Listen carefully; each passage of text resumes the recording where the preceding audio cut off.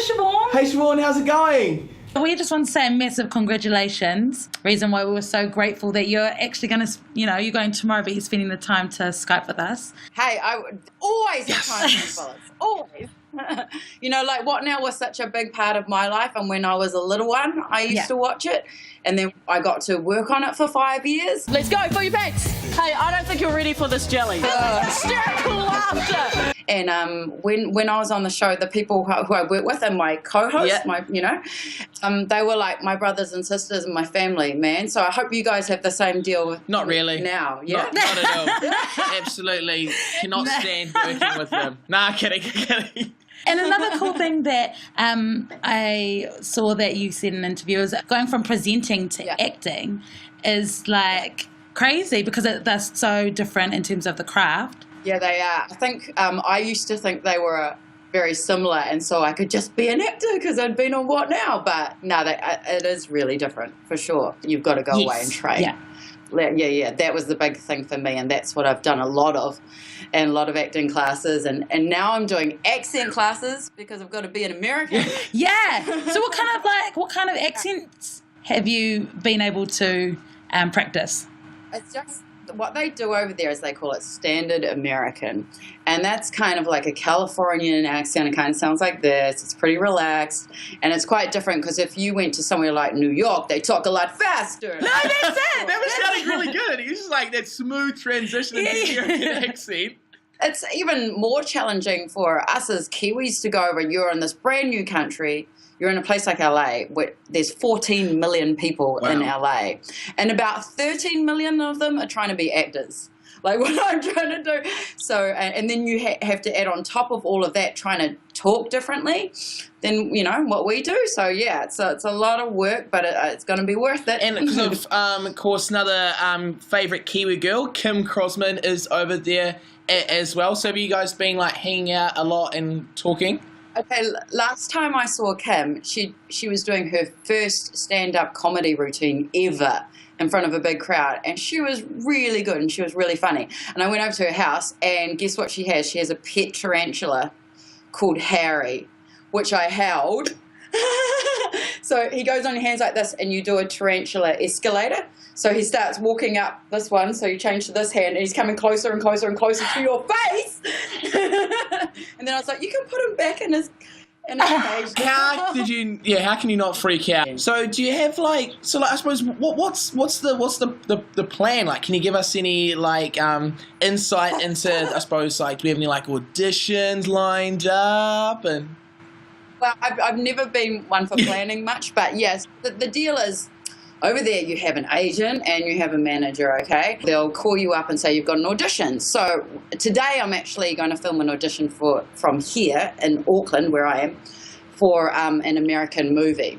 And I'm playing a cop, and all this crazy stuff's going on around. I was just practicing. All right. I can film them from New Zealand when I'm here, or you go over there and you have to go into big studio lots, and you go into audition rooms, and it's all pretty scary. But that's what actors do. That's their job. Auditioning. So how's it different in terms of auditioning and I suppose that whole acting scene from New Zealand to LA? What kind of differences and similarities are there? Yeah, it's just so much bigger over there, I guess, and you'll get so many more auditions than you can in New Zealand. And you'll show up to an audition, and there'll be 20 other girls who look pretty much like me, which is kind of freaky. Well, they do get that in New Zealand as well. I do see the same actresses at the same auditions as me, and you walk in, you're like, good luck. But the cool thing is, over in LA, you're very unique. I mean, you might have some people that might look a little like you, but they won't have that Kiwi swag and that Kiwi X factor.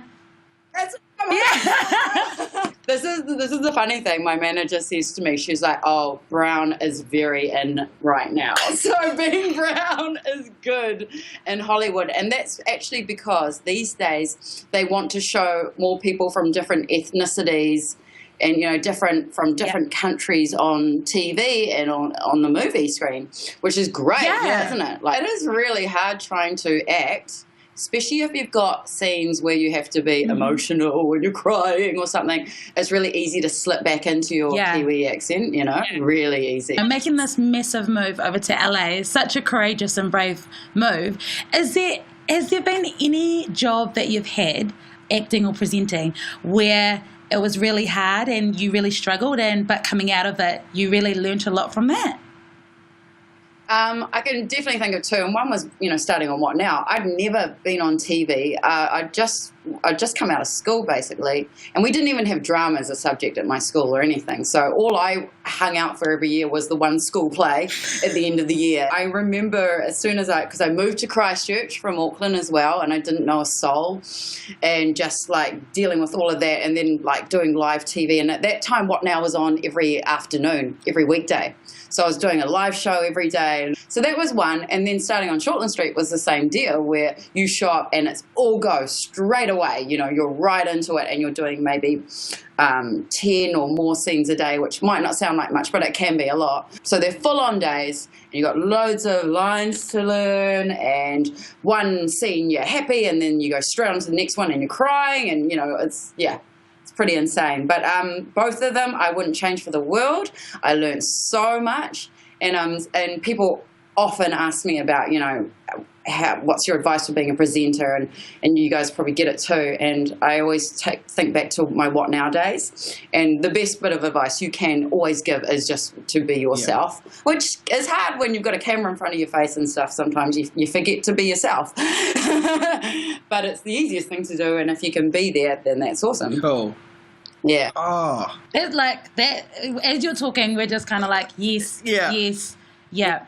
Nail. Yeah. Hammer on the head. Yeah, notes every week. Try be yourself a little bit more.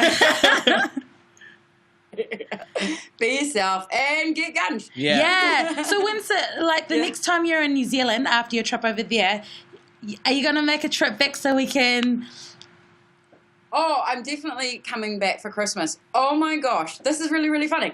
Okay, so when I was on What Now, we had this character called Prop. Okay, and he's because back when I was watching What Now, it was like you guys, and we had the like denim, what are those hats called? Bucket hat. The bucket hats. Yeah. Eyes covered. So who he was? Saw all of his face. Now I don't know. Would Toby kind of be like your prop boy? Yeah. Do you know what's really funny? My boyfriend's called. I told him that the other day. I was like, oh my gosh, there's someone What Now when he's called Toby.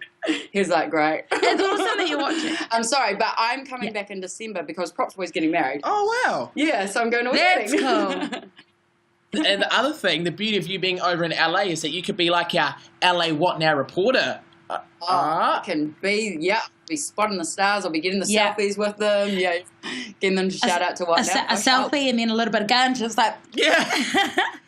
That would be amazing. And then it's like, man, I can't get a job in LA. I don't know why. Hey, thank you very much, and best of luck and safe travels over there. Look after yourself. Thank you. See you guys. See you later. Bye. What Now? What Now? Sundays from 8 a.m. on 2.